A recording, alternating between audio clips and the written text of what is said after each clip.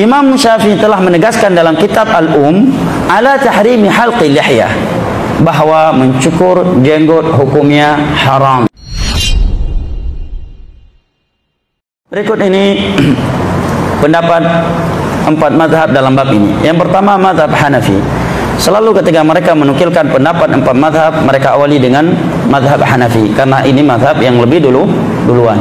Abu Hanifah, setelah itu Imam Malik, setelah Imam Malik Imam Syafi'i, setelah Imam Syafi'i adalah Imam Ahmad.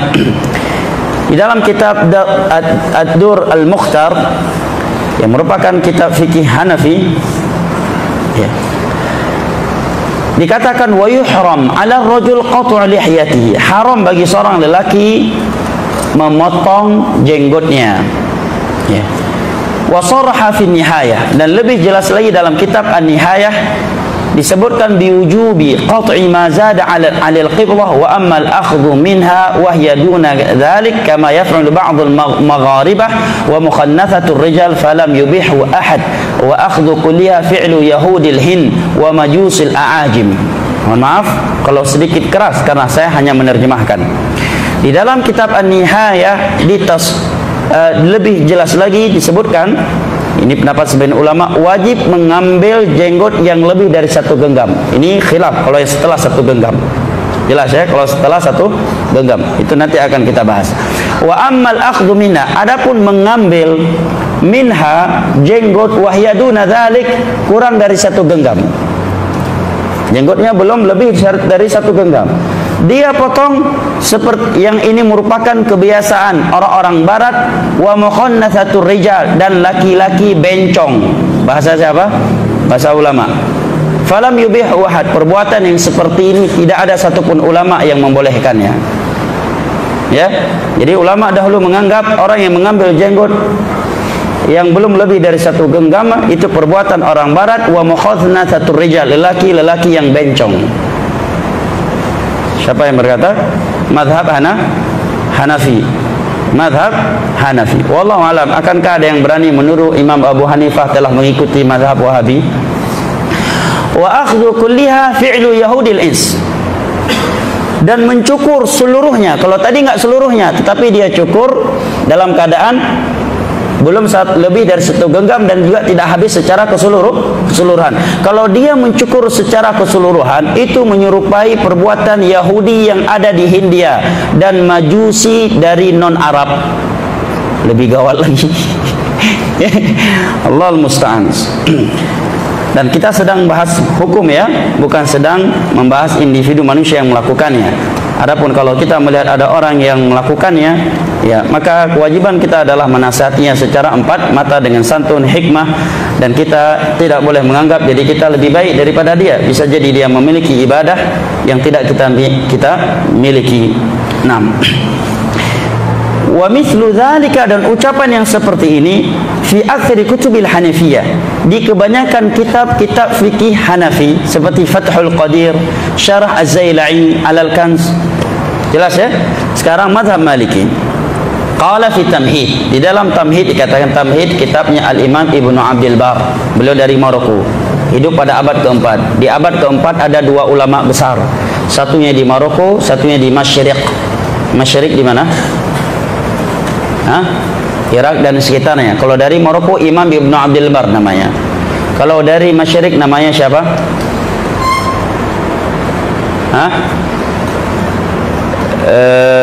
Allah, saya juga jadi lupa lihat Farid nih. Lihat yang punya, yang nulis Iqtidha al-Ilm al-Amal, Al-Khatib Al-Baghdadi. Ya, ini 2 ulama besar di masa itu. Di Marokonya Ibnu Abdul Bar, di Masyriq, di bagian timur adalah Al-Imam Al-Baghdadi. Imam Ibnu Abdul Bar merupakan ulama terpandang dalam mazhab Maliki, menyatakan wa yuhram halqul lihyah, haram mencukur jenggot. Siapa beliau? Ibnu Abdul Bar, di abad ke-4. Adakah yang berani menyatakan beliau sudah mulai terpengaruh atau membelot kepada mazhab Wahabi? Belum ada Wahabi di masa itu. Ya, di abad ke-4. Kalau dikatakan beliau pengaruh Syekhul Islam datang pada abad ke-8. Ya, Syekh Muhammad Abdullah abad ke-12. Ini di abad ke-4. 400 Hijriah di Maroko, bukan dari Saudi Arabia. Ya. Kata beliau, wala yaf'alu illa al-mukhannathuna minar rijal. Dan sungguh tiada yang mengambil jenggot yang telah tumbuh kecuali para bencong dari kaum lelaki. Siapa yang berkata demikian? Al-Imam Ibnu Abdul Bar. Baik.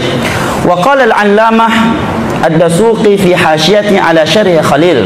Al-'allamah Dasuqi dalam penjelasan beliau terhadap kitab Syarah Khalil menyatakan wa yuhram 'ala ar-rajul halqu lihyatihi aw sharibihi wa yu'addab fi'lu dhalik. Wa yu'addab fa'ilu dhalik. Haram seorang mencukur jenggotnya secara habis dan mencukur kumisnya secara habis. Ini memang mazhab Maliki terkait masalah kumis. Sebagian mereka ada yang berpendapat bahwa mencukur kumis secara habis haram. Tapi itu telah kita bahas di pertemuan yang lalu, bahwa terkait kumis afdalnya adalah mencukur, bukan menggunting, memotong, merapikan, memendekkan, bukan mencukur. Tetapi kalau dia mencukurnya tidak dikatakan haram atau makruh karena tiada larangannya, tetapi dia telah meninggalkan sesuatu yang lebih afdal. Kata beliau, haram wa yu'addab fa'ilu dhalik. Dan orang yang mencukur jenggot harus diberikan sanksi oleh negara. Siapa yang berkata demikian? Al-Imam Al-'Allamah Dasuqi, seorang ulama mazhab Maliki. Negara harus memberikan sanksi kepada para lelaki yang mencukur jenggotnya. Ya, tentunya daulah Islam kalau menegakkan Islam. Kemudian Al-Imam Al-Qurtubi, seorang ulama tafsir yang terkenal, memiliki tafsir Al-Qurtubi. Beliau menyatakan la yajuzu halqul lihya wala natfuha wala qassuha. Tidak boleh mencukur jenggot, tidak boleh mencabutnya, natfu, wala qassu, dan tidak boleh memendekkannya, di-upgrade biar enggak nampak kali, biar lebih fashion, di-upgrade. Ya, jadi kalau ke masjid menampakkan itu jenggot sunnah, begitu gaul sama kawan-kawan yang gaulnya menampakkan itu jenggot fashion, bukan jenggot sunnah. Ya, ini syabab sunnah ala akhir zaman. Ya, hadanallahu iyahum. Wa qala al-Khattab fi syarh al-Mukhtasar wa halq al-lihya la yajuz. Mencukur jenggot adalah sesuatu yang tidak boleh. Dan banyak lagi ucapan-ucapan ulama Maliki yang serupa dengan ini. Dan Al-Imam Ibnu Abdul Bar, beliau adalah ulama yang mu'tamad dalam fikih Maliki, sebagaimana Al-Imam Baihaqi adalah ulama yang mu'tamad dalam fikih Syafi'i. Abi Syuja', Imam Nawawi, ini adalah ulama-ulama yang mu'tamad di dalam fikih Syafi'i, sebagaimana Al-Imam Ibnu Qudamah adalah ulama yang mu'tamad dalam fikih Hambali. Maka Ibnu Abdul Bar adalah ulama yang paling mu'tamad dalam bab adalah fikih Maliki. Dan itu pula yang ditegaskan oleh Imam Malik di dalam Muwatta'nya.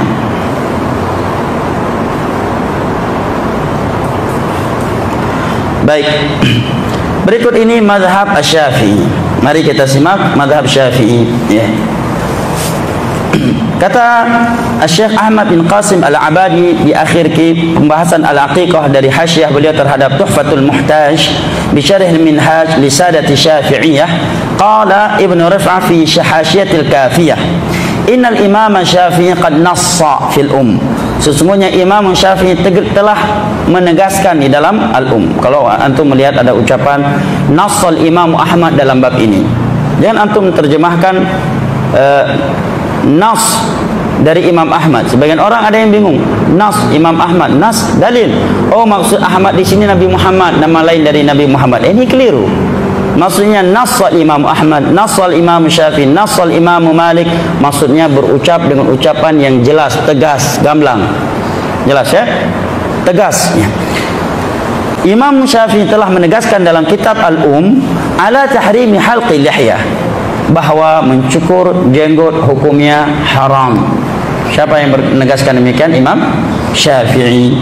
Wa kadzalika nas Az-Zarkashi, nass Az-Zarkashi wal Halimi fi Syu'abil Iman wa ustadhuhu Al-Qaffal Asy-Syasi fi Mahasin Syariah ala tahrimi halqi lihyah. Demikian pula ulama Syafi'i lainnya seperti Zarkasyih, Al-Halimi dan guru beliau Asy-Syasi dalam kitabnya Mahasin Syariah menegaskan haramnya mencukur jenggot.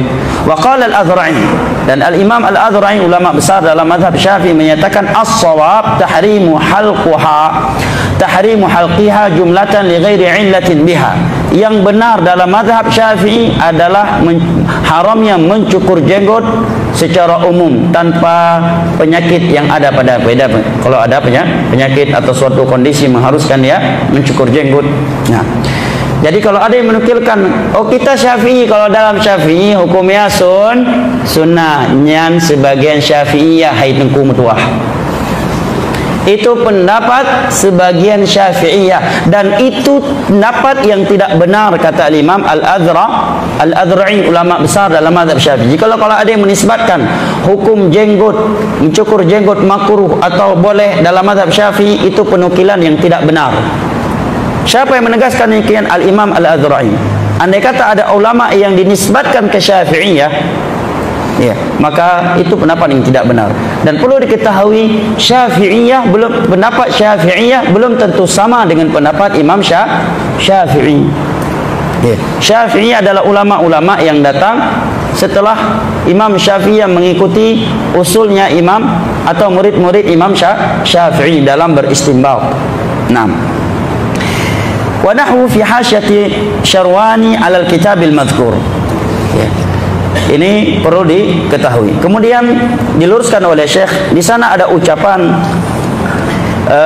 Imam Nawawi atau Rafi yang sebagian orang memahaminya menjadikannya sebagai alasan bahwa mencukur jenggot hukumnya makruh, karena Imam Nawawi dan Rafi pernah mengucapkan wa yukrah halqul lihyah, dimakruhkan mencukur jenggot. Maka dijawab oleh ulama besar Syafi'i yang bernama Ibnu Rif'ah bi anna Syafi'i radhiyallahu anhu nassa fil ala tahrim. Imam Syafi'i tidak menyatakan makruh, justru beliau menggunakan kata haram terkait mencukur jenggot. Maka yang terpandang adalah apa yang ditegaskan oleh Imam Syafi'i dalam kitab bukan apa yang ditulis oleh ulama Syafi'i dalam kitab-kitab fikih. Wa qala Al-Azra'i, dan Al-Imam Azra'i menyatakan as-shawab, yang benar dalam mazhab Syafi'i adalah tahrim halqiha jumlatan li ghairi illatin biha, adalah haram yang mencukur jenggot secara umum tanpa penyakit yang ada padanya. Jelas ya?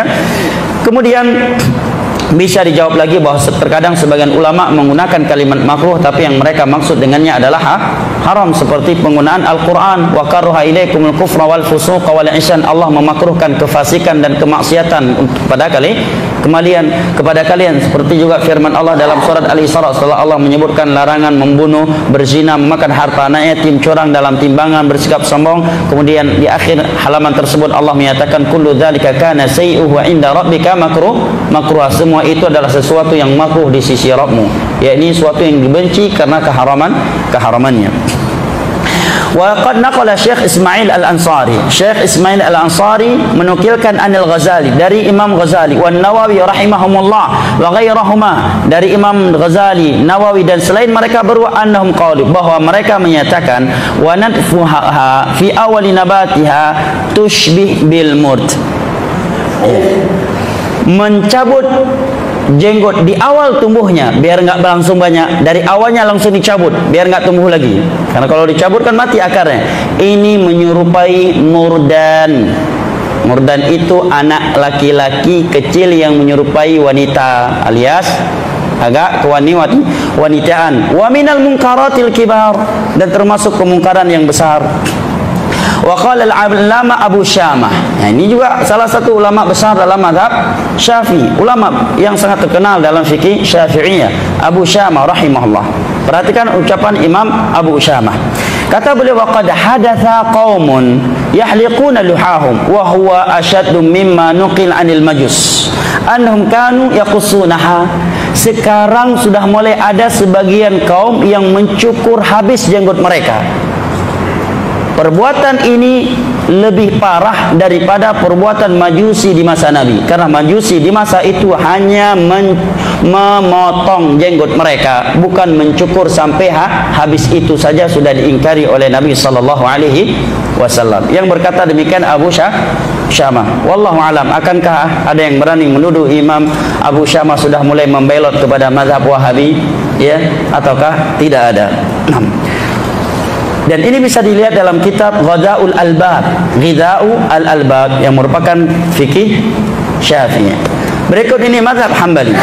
Sudah dan sudah baik.